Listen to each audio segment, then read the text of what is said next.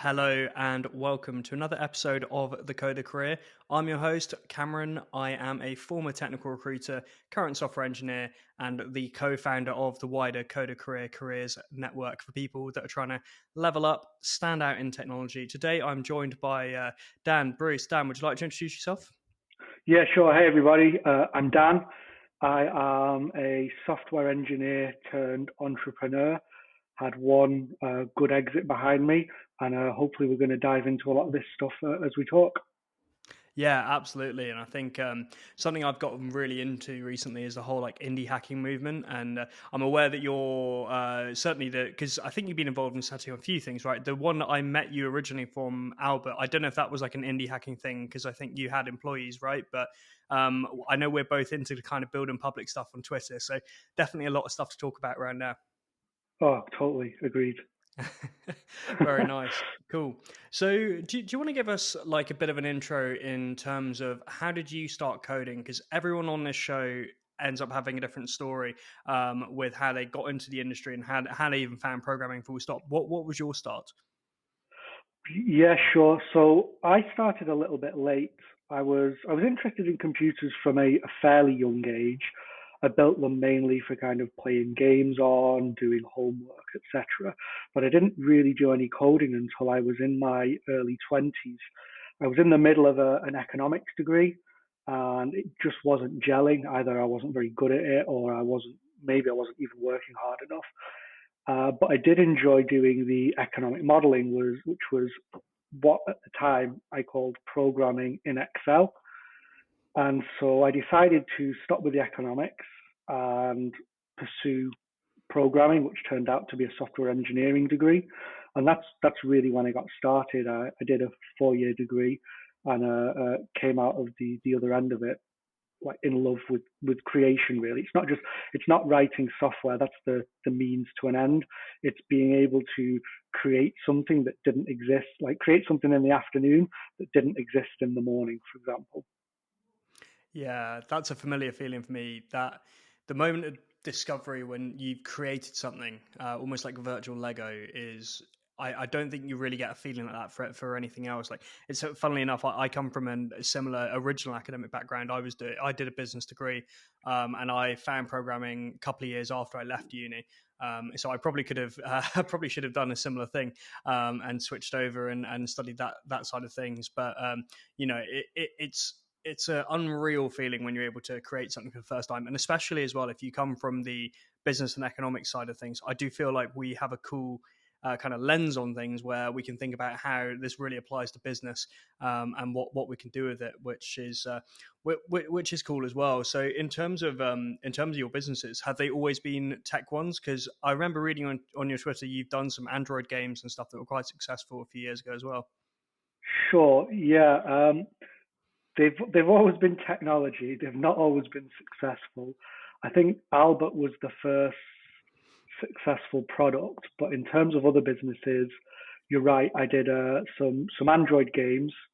That was with a good friend who took me under his wing coming out of my first job. So we built a game. It got a lot of traction. It was really well received.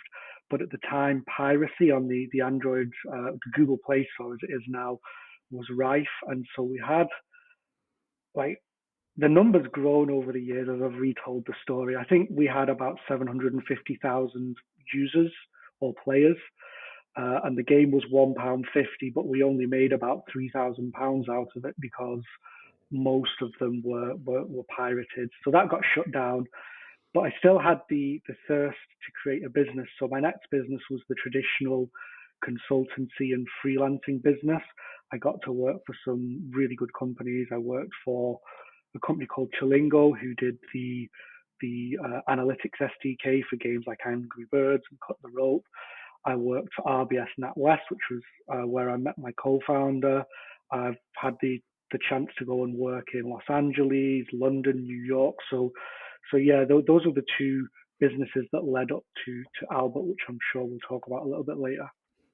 Yeah, that's really cool. I think a lot of programmers have always wanted to develop a mobile game. It's one of those first things you have. I mean, certainly for people like me that I mean, I basically I was in senior school basically as the iPhone was coming out, and it was like the smartphone revolution happened, and everyone was like, it'd be sick to make a game for this. We're all playing. I remember Doodle Jump was one we were all obsessed with when we were about 14, Yeah, I think. And I remember that. I remember everyone talking about, oh, how cool would it be to make one of these things? And because I mean, I left school in 2013. Even then, I think one guy did computer science in the entire sixth form class of like 180 of us, I reckon, roughly. One person went to uni to do comp sci. Everyone else, we all just went and did like all the classics on the the mum and dad approval list, like your law Yeah, degrees, like all that kind of stuff that makes people happy from that generation. I didn't even know. So I think I might have done it earlier if I'd known it was a thing, but I didn't really know it was a thing. It was only when I started researching ways to get out of doing my economics degree that I realized you could program computers for a living. Yeah, it's wild how little it's advertised. I mean, from what I understand, I think it has changed a little bit in UK schools, but sort of 10, 15 years ago, there was nothing on it. I mean, to give you an idea, and I actually bring this up on the podcast quite a bit because it annoys me how ridiculous it was. At my school, we had to drop IT in year 8. So international listeners, I would have been about 12, 13, but we had to continue Latin until we were 14. Oh So wow. talk about priorities there. I mean, I was quite miserable at IT because when I was in school, so I was a little bit before you. So I graduated or finished high school. Graduated or finished one of I finished high school in 2000, and so IT back then really wasn't what it is today. I see, like I've got younger siblings, and I saw they did at least a little bit of creation in IT. So it might be some HTML, it might be some JavaScript. Whereas IT was data entry. It was learning how to use Microsoft Word when I did it. So I was not very good at that because I don't tend to apply myself to things that I don't find interesting. Yeah, I think the only thing I ever got out of the IT lessons at school was different flash games. Mm, Basically, back yeah. in the day, like that would have been, I guess, like 2007. Getting on like Miniclip and that kind of thing. Just finding all sorts of games on there. I think that was the that was the main attraction for all of us, I think. Yeah, I remember. So that was my uni years for me. I remember a game called Double Wires quite fondly, where you had to get a doll going across the screen using mouse clicks. Yeah, I quite enjoyed my flash games too. The one we always used to love. There was one where it was a ragdoll man who was being flung around in some kind of ice storm. This sounds really weird. This sounds like a fever dream. He's being flung around in like an ice storm, and if a like icicle, like a shard of ice, hits him, it cuts off a limb, and you have to like keep at least one limb on him from as long as possible. It sounds horrible, and it's but it was actually so fun. God knows what it was called. you mentioned that you took a non-traditional route into computing, and apologies if you've told this story to your listeners before, but I'd be quite interested to hear more about that. Yeah, absolutely. It's a funny one you say that because I often actually forget to tell my listeners, what my background is because often we just end up talking about guests and their stories. And my co-host, who's sometimes on this one, he was a guest before, so everyone knows his. In terms of mine, I was I went and did a business degree because, as I mentioned in school, it was kind of seen as like a decent option. It's pretty safe, right? To go and do a business degree, you learn. It's employable. It's vocational. I wouldn't say I didn't enjoy it, but I should have taken a gap year, maybe, shall we say? And so I was pretty jaded by my final year, and I was just like, do you know what? I just want to go and make some money. And it's funny enough, tech came on my radar because one of my best friends in university, who I lived with all the way through, he studied computer science, and they were a man down on their football team. And I'm much more of a rugby player. I'm absolutely useless at football, and so they basically had me in at centre back or centre forward, and they're like, right. either head it away from the goal or at the goal, depending on which side of the pitch you're at. So that was my job. But I got to know all the guys that I played with playing football there, and I realized they were all walking into quite good jobs after university, and a couple of them were actually saying like, why don't you try and do something in tech that's not programming itself? So um, I found out about technology recruitment, and I thought, where these agency jobs, they advertise and say you make 100K within 2 years of leaving uni. It's not true, but what they use to justify it is maybe one person did it once in the Mm. 90s, and then they say it's 100% possible, and more power to anyone that manages it. I certainly didn't, but I went into that and I spoke to the candidates, and obviously all the focus was on doing the deals and placing people into jobs, and I really enjoyed speaking to candidates, and it inspired me. And actually the way we met, as we were chatting about before we started recording, was I moved on to Talent IO, because I'd become so jaded with recruitment agencies. I saw Talent IO were doing a platform that was totally different and a real different, radical approach to how we could recruit. So I went over there, and I started speaking more and more to the candidates, but then also as well, I realized that because we had an internal tech team, I could talk to them, and I found out more about what they do day to day, and it really interested me. So I started learning free code camp in the evenings or my lunch times, maybe doing an hour a day of JavaScript. And then gradually, I think I hit this one point where I was just like, do you know what? I just need to commit to this. So it was a classic case. So young guy, I must have been 23, living in London, not earning that much money. I had to support myself. I couldn't just go. I couldn't really afford to go to a coding boot camp or anything. So I took on freelance contracts, and I managed to blag one, a freelance contract as a recruiter. I managed to, I say blag. I managed to agree a freelance contract with a startup where I would recruit for them 4 days a week, and then be their software engineering intern 1 day a week. So that's basically where that was the bulk of my learning, actually. And I ended up with probably the most overpowered sort of direct report of direct manager of all time, because the CTO was basically agreed to look after me for my programming, but because it was an AI company, he was like a double doctorate of computer vision. So this guy was like a genius, and obviously big shout out to Peter if you're listening. He was. But he taught me Python basically from like the craziest like high level, which was really cool because I learned all the concepts really quickly. And then I realized that basically I analyzed the market. I was like, seems like everyone basically wants React developers at a junior level. So then, yeah, I just went and learned React basically, invested in going to a specialist React course, did that, and then yeah, landed a job. It was a strange. I almost quite literally fell into tech basically.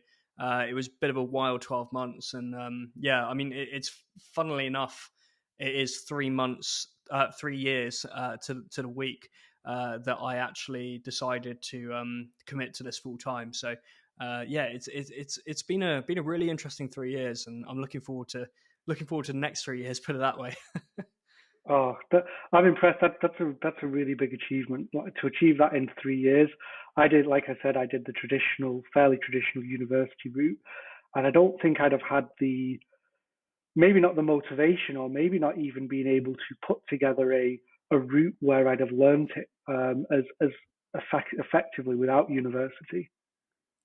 Yeah, I think I was very lucky to have quite a few different mentors, and a lot of people being very supportive of what I was doing. So I was very lucky in that respect, and being able to also have the ecosystem that we have now with learning online was something like free code camp. Um, the amount of time and effort people go through, like Quincy Lawson, the founder, he is honestly one of the most important people in the tech industry, in my opinion. And he doesn't actually get that much recognition considering what he's managed to build. Mm. It's an incredible resource. And I basically owe my entire career to that one website, which doesn't look particularly flashy, but it can teach you a lot of very important stuff. Yeah, absolutely, it can. Yeah, and you already mentioned Albert earlier on, and that's obviously how we got to speaking. Must have been back in 2017 kind of time, a while ago when we I think spoke. I think so. Yeah. Yeah, obviously things went very successfully for you there. I Mm. won't spoil the end of the story with it, but do you want to explain kind of how you came to the point where you decided you wanted to found Albert, and then what that journey was like? Sure. I think I've always wanted to found a proper business. So when I say proper business, I mean one where I'm not selling my time as a freelancer or as a consultant. As a young kid, I remember wanting to run a bike shop, for example, and I wanted it to be the biggest, baddest online bike shop. And then I came across a company called Chain Reaction, who'd already pretty much sewn that market up.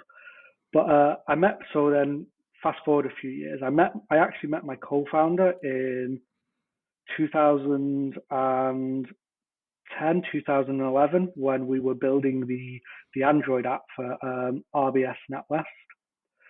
Then we went our separate ways. I went to work for the BBC. He went to work for Ubuntu, and we came back together at a company based in LA called Virtual Piggy or Oink. And what they were doing was the simplest way to describe it is like a PayPal for children. So helping children spend and manage their money online, but with kind of, yeah, the safety features that would help the children that you don't necessarily get with a normal bank account. And as we were working there, we were back and forth between, well, I was back and forth between LA, London, Manchester, sometimes New York. And as a freelancer, I was finding it really difficult to keep on top of my finances, send my invoices. And I tried everything. Back then, QuickBooks was mainly desktop, Zero was mainly desktop with a little bit of an app.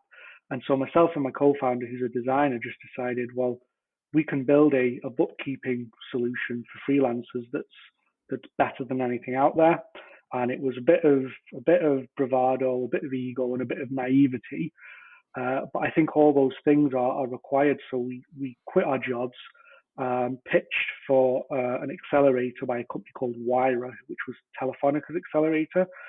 So for any of your listeners, an accelerator is essentially a place where startup founders would go to get a little bit of seed money, some office space, talk to other experts. And so we landed in Wyra and started burning through our savings quite quickly and realized like the only real way that we're going to be able to build this company is to raise funding. So we started to build a product and try to raise money at the same time.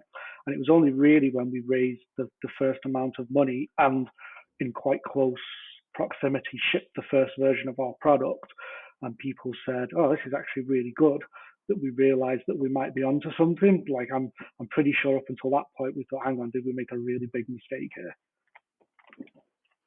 Yeah, that makes sense. And I think it takes a lot of courage to really. I can't imagine taking the courage to actually step out and go into something full time. That must have been a pretty scary moment, but pretty cool payoff. And how was that with the whole process of going through that and then fundraising while building? Like I personally, I wouldn't know where to start. Did you know, or was it the kind of thing where you had to learn as you go?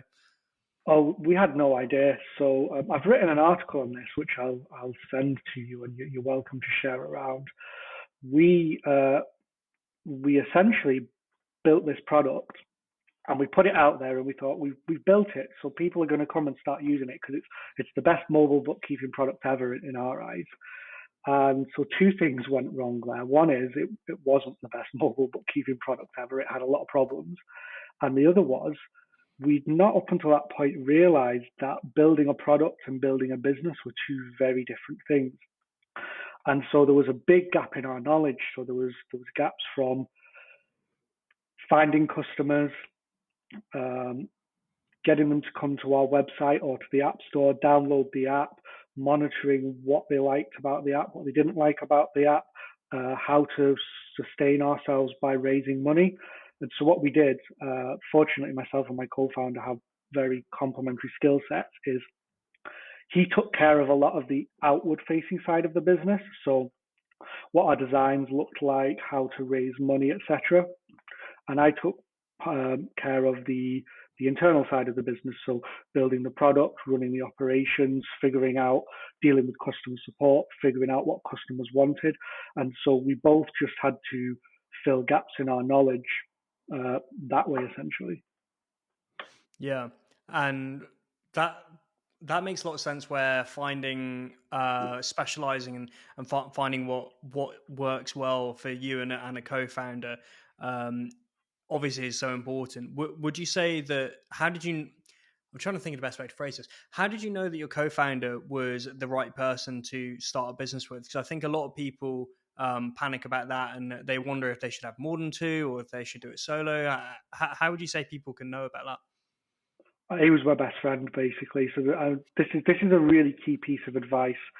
There's lots of people asking how you find a technical co-founder or how you find a marketing co-founder. It feels like today we're trying to push founders together, and building a startup's one of the most stressful things I've done in my life. And I think there needs to be, like, if not like a really close friendship, at least like a long running feeling of respect for your co-founder, because you've got to trust them. It's all about trust. It's not, I'm going to use my skills and they're going to use their skills and we're going to do something amazing. It's not. It's all about, I've got to do this thing.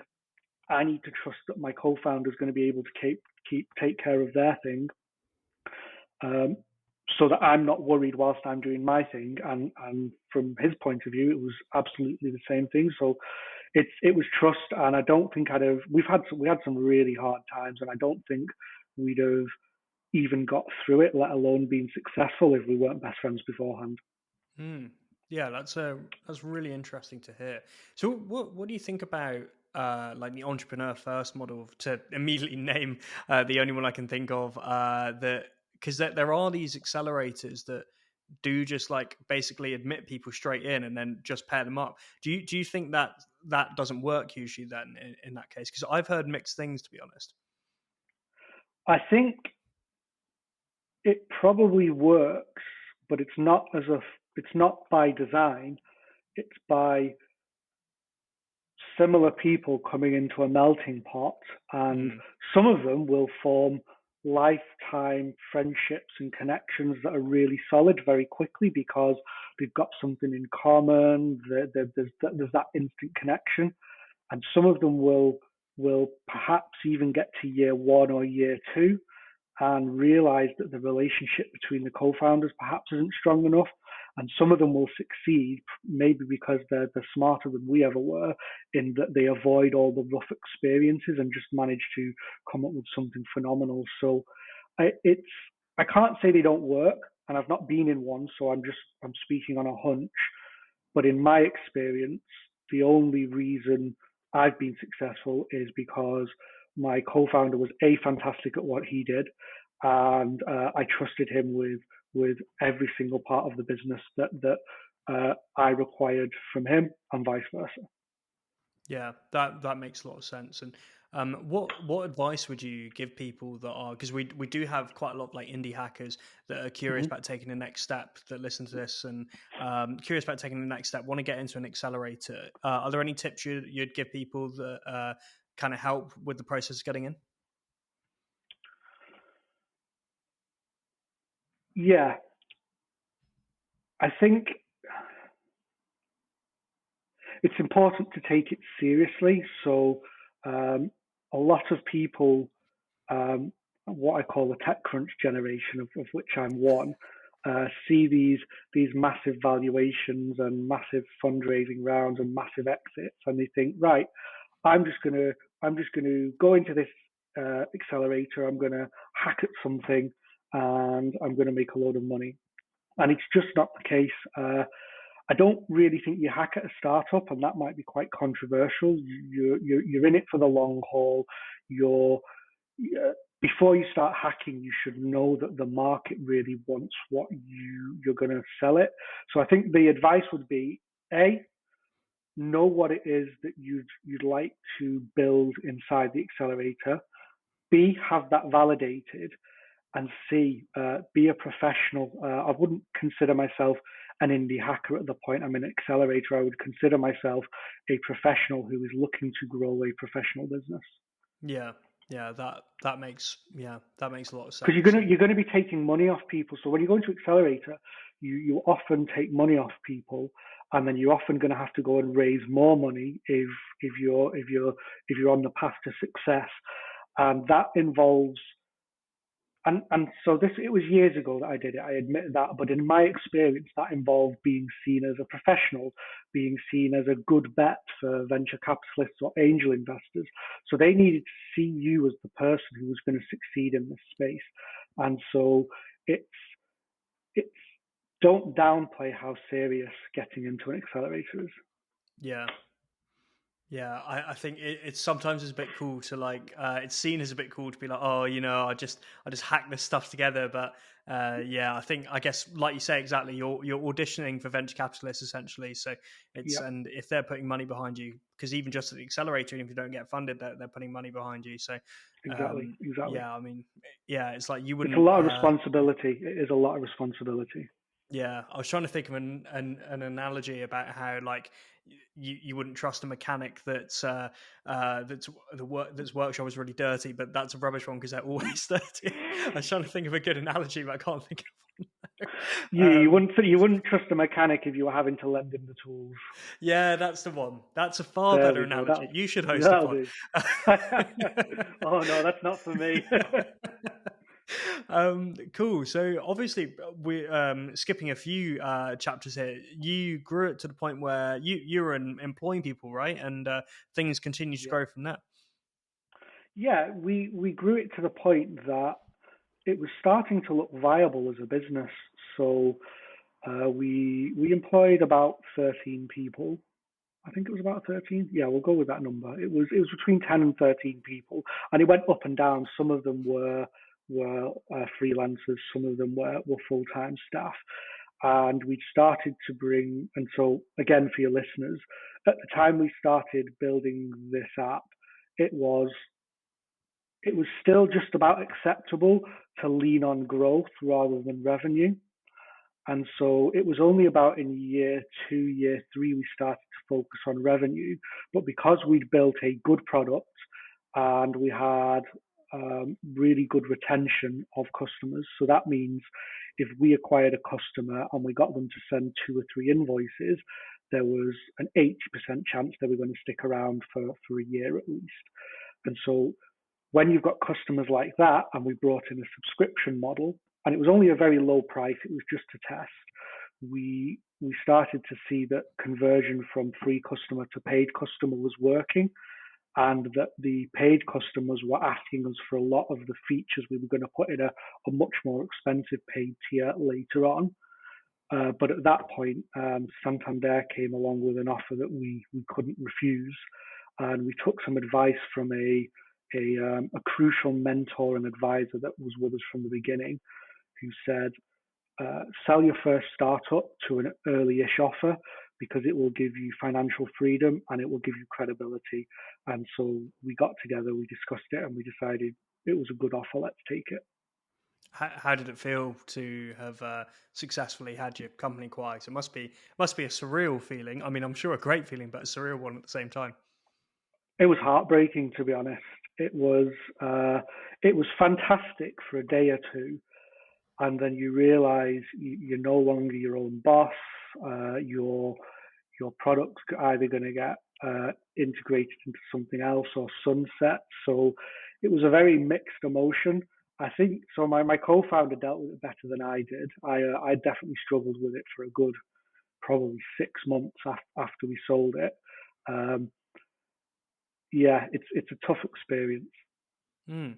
It's very honest of you because a lot of the time people like to paint these things like, oh, it's it's absolutely incredible, like ride off into the sunset. But yeah, I suppose as well, like it must be difficult if you obviously I've never gone through selling a company myself, but if you've been really going blood, sweat, and tears into something for several years like that, then yeah, it must be hard in a lot of ways, and yeah, mixed emotions, and I'm sure it's Uh, yeah, absolutely, it was. yeah. So what are you working on at the moment? Well, So the biggest project, I'll get into it in a little bit, isn't a tech business, but the in the tech side, the thing I'm most working on is trying to give back. So mentoring, advising, generally just helping people out who either want to become engineers or start businesses or aren't sure they want to be either, but would just like to talk it through with somebody. I've been doing a lot of that kind of work. I don't know if I'd call it work. It's a lot of fun, so it's not work. I've just been doing a lot of it. The Coder Career Podcast is brought to you by CodeClan. As the only coding bootcamp in Scotland, CodeClan is a fantastic way for people in Edinburgh and Glasgow to learn to code in person. And if you're elsewhere in the UK, you can still benefit from their remote cohorts. With over 1,500 graduates, 70% of which get a full-time job within 6 months at one of CodeClan's 390 hiring partners, CodeClan is a fantastic place to make a change in your career. CodeClan is also making great strides towards reducing the gender gap in technology, with over 25% of their alumni now being female, with this rapidly growing. With average starting salaries of around £30,000, a world-class curriculum and a forward-thinking organisation, CodeClan is the place to be. As a former senior instructor at CodeClan, Colin can tell us even more. Yeah, absolutely. CodeClan is an absolutely phenomenal place to be, place to work, place to study. It's a coding bootcamp, and it does full-time professional software engineering and data courses. The software engineering course is called the PSD, and the data course is called the PDA. Both these courses are 12 to 16 weeks full-time. They are fully instructor-led, which is 100% instructor interaction. That's one of the things that really sets them apart from other courses that you can take. For example, you can do quite a lot of courses online for coding and software engineering that are not instructor led and are maybe through like a learning platform. Whereas CodeClan stuff, whether it's remote or in person, they're fully instructor led. You can literally stop the instructor halfway through a lesson to ask a question, and if anything, that's actually encouraged. The whole course is designed to take someone who has very little experience all the way up to a junior software engineer, such that they're able to become a junior software engineer in an organization. And the course hits on all of the basics, mostly around Python, JavaScript, Java, but as well as that, the software engineering principles and all of the really important fundamentals behind software engineering and coding and clean code, that all gets taught in this interactive, immersive way at CodeClan. One of the other great things about CodeClan is that people often say, can I learn like Rust, or can I learn Swift or something like that? You actually can't like learn tons and tons and tons of things on the course, because there only is so much time, and you can only fit in so many like languages and skills.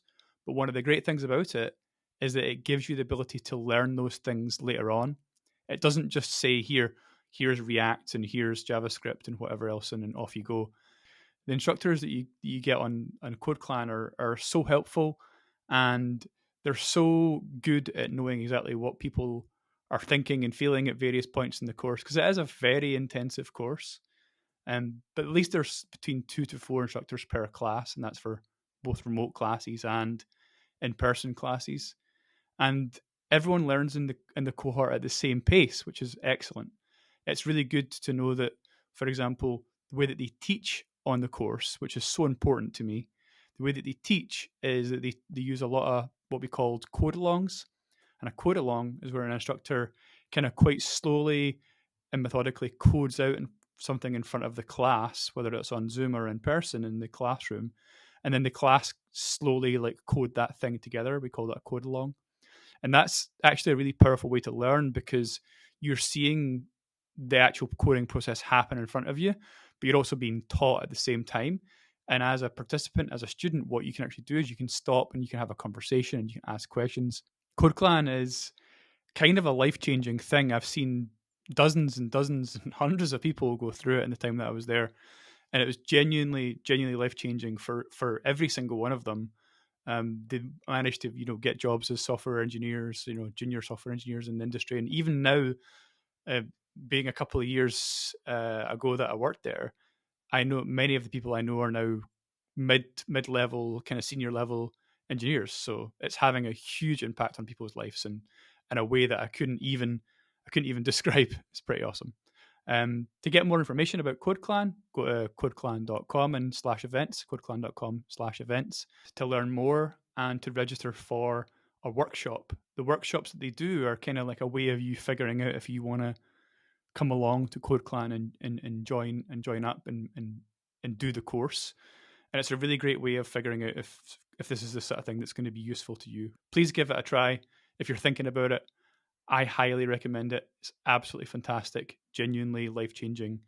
I think the biggest piece of advice I'd give to anybody is that it's a much more creative field than people think. So people think of coders and software engineers and programmers or whatever you'd like to call it, as you see in movies such as Swordfish, or people who sit in rooms with their hoodies on and they don't like to talk to people. When in reality it's a really creative field. You're creating a product that tens of thousands, hundreds of thousands of, or even millions of people are going to use.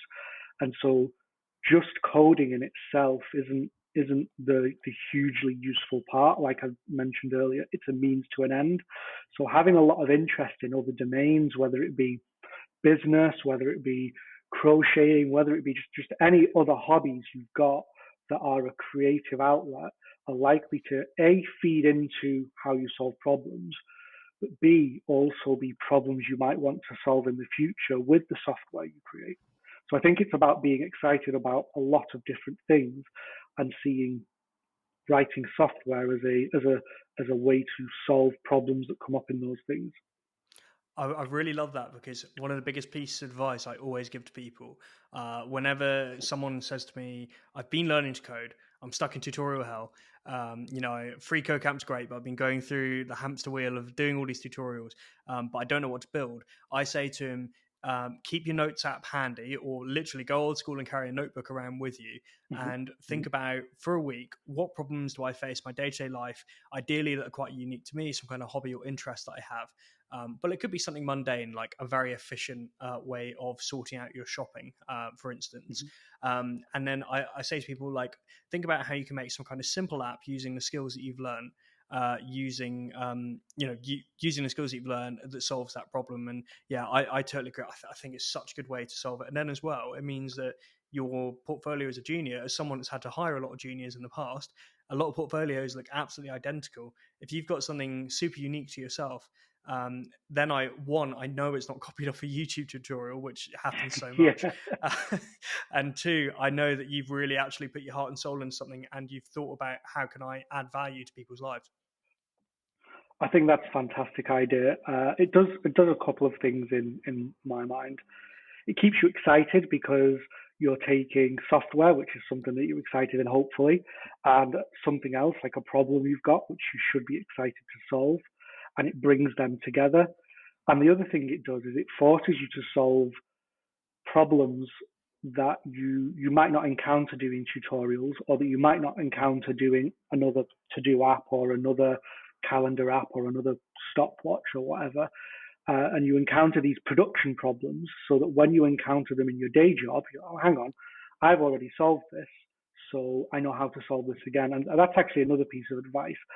If you come across a problem that you find tricky and you eventually solve it in your learning experience, put it in your Evernote or put it in whatever notes app you use, because you're going to remember solving it in the future.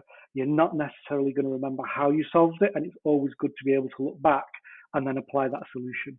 Yeah, I've got a whole folder on my personal Notion of like code snippets for like really common stuff. Like Mm-hmm. it's just annoying little things like making like with Node.js stuff, like just the annoying repetitive, like basically all the CRUD tasks. It's like Yeah, I know how to do it, but it's one of those things like sometimes, especially if it's first thing in the morning, like I'm just like, do you know what? Just gonna have a quick look at the cheat sheet, or oh, I can't remember how this AWS service works. Oh, cool, I've written a cheat sheet for it. Just little things like that they're just so helpful. Especially, I assume Evernote has it as well, but like Notion has the you can format things as a code snippet, which is super handy. yeah, yeah. That, and or I'll just save entire web pages into my Mm. Evernote.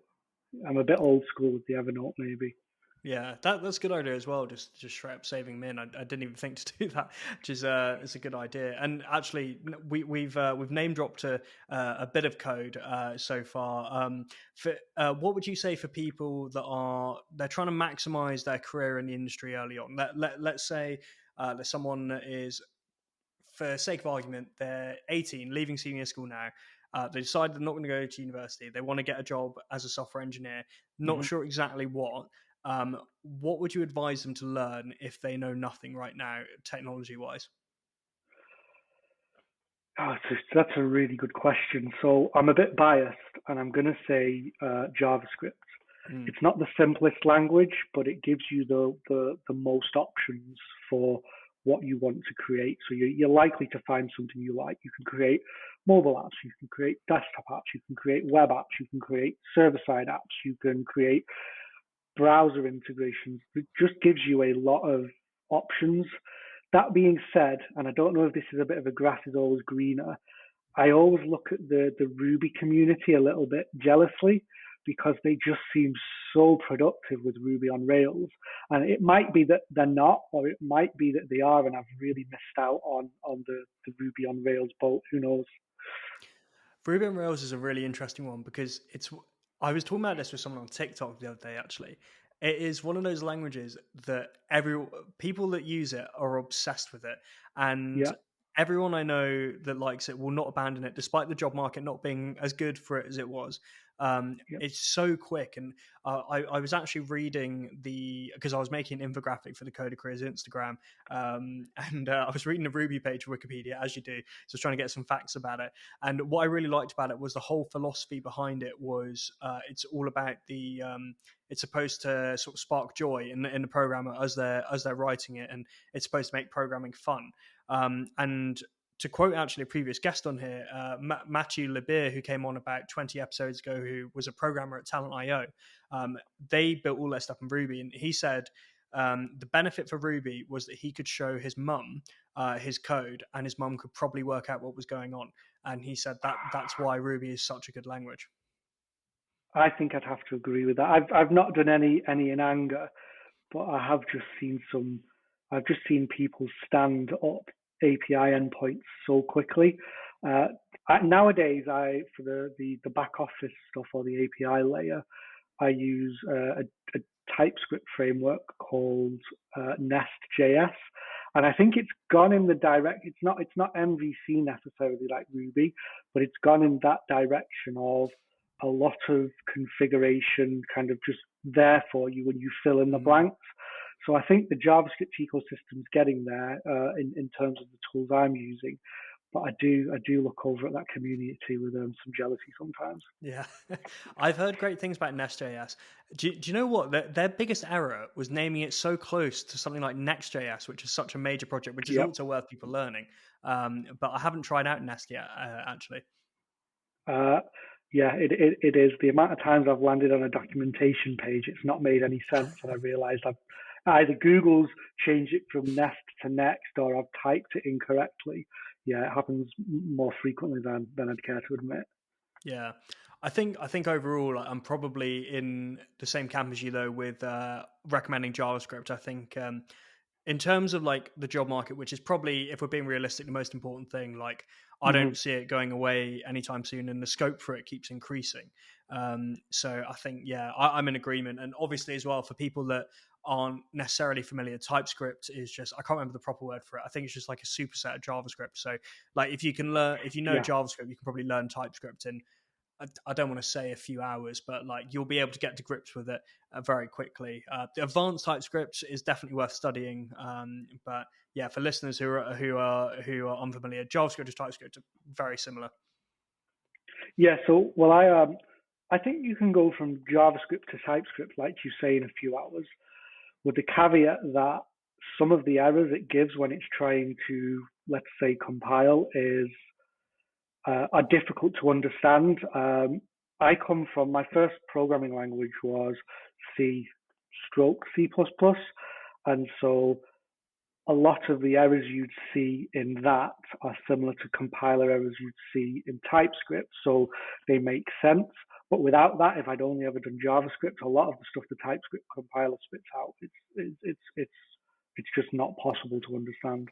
Yeah, that is true, and there are definitely some areas that really trip you up at the start. So it's got a bit of a learning. It's the learning curve is flat and then suddenly quite steep after a little while. It's like a reverse J. I mean, I'm talking about how easy it was a minute ago, and then I'm remembering that literally yesterday I was pulling my hair out at work all day trying to work out what was going wrong with this very specific typing error, and it was some like weird thing to do with an interface. I won't bore the listeners with the details, but there was something funky going on with the dependency, and then it turned out to be a one-line fix. But I'd literally, the stupid thing was the code was working, but do you know sometimes when you just get that big red error in the console and it just Yeah, annoys you? yeah. I thought I'm not merging this while this is like that. So it was one of those things. But yeah, definitely. It is tempting when using TypeScript sometimes just put a cheeky TS ignore, but it's otherwise that just defeats the point, right? Absolutely, it does. Yeah. So to that point, yeah, I use the TypeScript on the back end. I'm still doing vanilla-ish JavaScript with Vue on the front end, and when I'm doing the JavaScript, I miss the TypeScript, and when I'm doing the TypeScript, I miss the ease and simplicity. You can shoot Mm. yourself in the foot, but I'll say simplicity of JavaScript. So I think I'm kind of in love with both of the technologies, but when I'm with one, I'm missing the other. Yeah, yeah, I know what you mean. Yeah, it's yeah. I do enjoy working with them a lot though, and yeah, I think I'm firmly in agreement. Actually, like, it's probably in terms of balance and everything. Like if you want to get into the industry, JavaScript for me is probably JavaScript is best, followed by Yeah. Python, followed by Ruby. I would say maybe a few years ago I would have put Ruby further up, but Mhm. just the job market's not what it was for Ruby. But I mean, Python's great to be fair for anyone that is maybe curious about doing anything with data as well, because Python obviously it is basically probably the most versatile language out there in terms of like, and when you take into account the ecosystem and everything, there's a lot you can do with that. Mm. And are you said you're using Vue? Is there any reason why you pick Vue over something like React? Simplicity. So I started with Vue when Vue 2 was a thing. It was the leading version, and it was so simple to get set up. And I'm a big believer in test-driven development, and it was so simple to write tests for. So when I was doing React, I was always having trouble writing tests that integrated with the store. I came up with a solution, but it felt heavy. And writing Vue, it was much simpler in Vue 2. That being said, I've now moved to Vue 3, and it's starting to feel a bit heavyweight again. So I don't know, like maybe it's time to recheck out React. Maybe it's time to look. I've heard good things about Svelte, or maybe it's time to just stop whinging and stick to a technology for more than 5 minutes for once. I don't know. I can relate. Yeah, I tell you what, I've heard good things about Svelte. Like, it is very firmly on my list. I've got my next front end tool to try is Svelte, next back end tool to try is Rust. Like that's my immediate priorities. I think. I think they both sound quite exciting. Yeah, and you said there's one major focus you're working on right now. What are you working on right now? What's your big project? Oh, this is a crazy regulatory issue. It's not related to tech. So I bought an apartment 4 years ago, and it's really boring, but it has massive structural issues, and so I've I spent think I know where this is three going. yeah Is this 3 years cladding? of it's. I Oh, wish it was cladding. oh, I is it wish not it was cladding? cladding. Yeah, Oh, no, it's so yeah. I bought an apartment. It's really nice. I'm sat in it now. A really nice apartment, and it's just got structural issues to the point that there's talks of demolition. And so I don't. This is a segue, but I am going to take it back to something interesting. And so I've spent the last 3.5 years of my life almost full time fighting that. So it's become a big legal issue. Now, it becomes interesting again because I don't think I'd have been able to manage this battle if we hadn't gone through a lot of the operational and legal issues with running a startup. And so I've approached it like it is my startup. and so that's made it much more manageable. But yeah, it's taken up all my time for the last 3.5 years, realistically.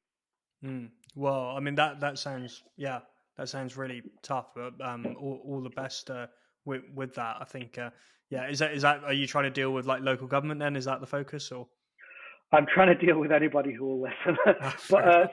so the positives of it are I've learned a lot about like we spoke about other domains, and so I've used this as an opportunity to learn about the legal frameworks that govern new builds and leasehold properties. I've learned about engineering of buildings, and so who knows, maybe one day I'm going to sit down and create a product that means nobody else has to face this. Yeah, that sounds cool. I mean, it's obviously it's kind of an extreme version of what we were talking about earlier, like where sometimes we find inspiration from problems that we find in life. It's So absolutely that. It yeah. is absolutely that. Yeah, yeah. Well, yeah, obviously, all the best from my side with that because Thank yeah, you. I mean, I've heard of similar stories, and yeah, it is yeah, it's tough fighting with the fighting with this sort of thing. Yeah, Indeed. yeah, I live in the biggest problem with the place I live in is there's a cat that lives downstairs that drops half dead rats in the I live in a big tenement block in Edinburgh, and Ah, we get it's very ah, cold, which is great if you live in Scotland, and great if yeah. there's a cost of living crisis with the heating. And secondly, yeah, there's a cat that loves to drop half dead rats in the stairwell. My family's from Glasgow, so my grandparents grew up in Glasgow, and so my mum was born there. So I've been back and forth to Edinburgh and Glasgow a couple of times throughout my life. Oh, nice, nice. Yeah. Mm.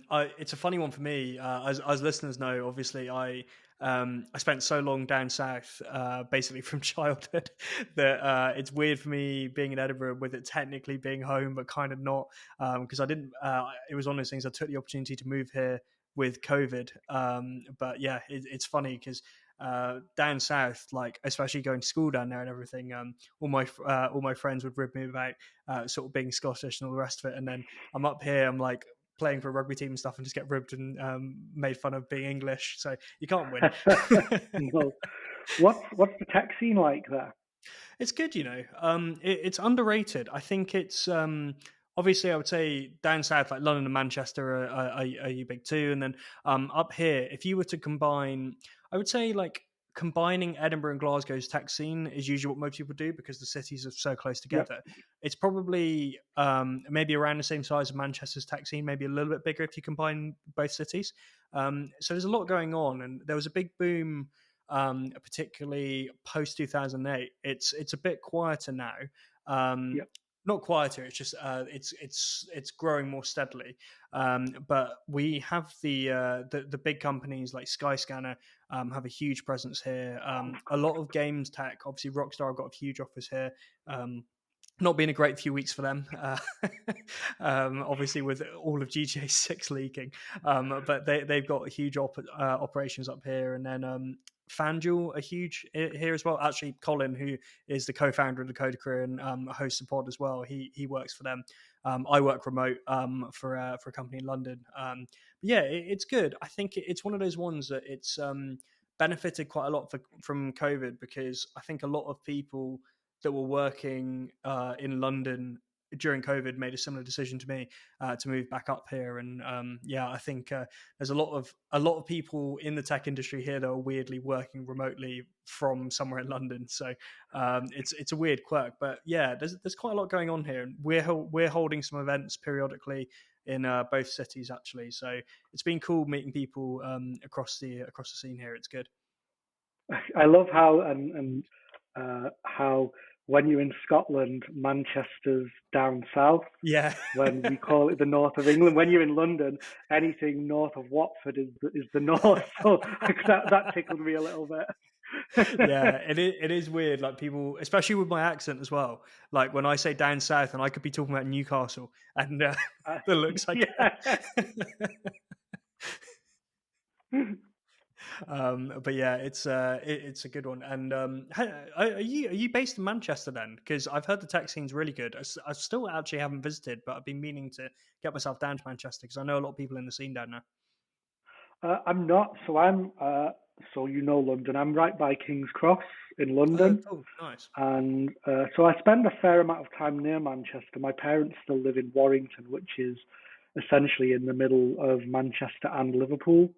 And so I go back and forth to there, and I've got friends in the Manchester tech scene, and it seems it seems a lot more relaxed and a lot less finance focused than the London tech scene is my Mm. take on it, which which is a good thing if that's what you're looking for, and a bad thing if you're in fintech. And I don't know which end of that spectrum I sit on yet at the moment. Yeah, fair enough. Yeah, it's and I guess with COVID as well, like the fact that the UK is such a relatively small country, we can basically be in Mm, any city mm. within the day.